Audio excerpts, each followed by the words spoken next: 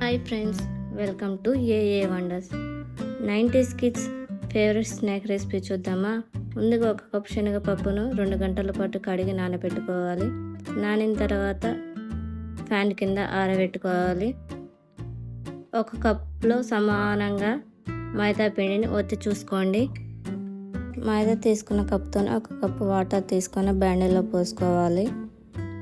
వాటర్లో కొంచెం salt, 1 spoon కారం,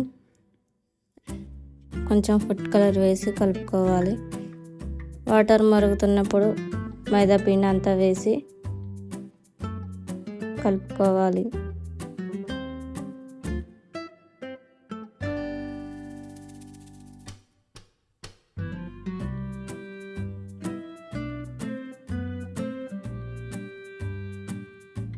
పిండి కాస్త వేడి ఉన్నప్పుడే అంతా ముద్ద చేసుకోవాలి.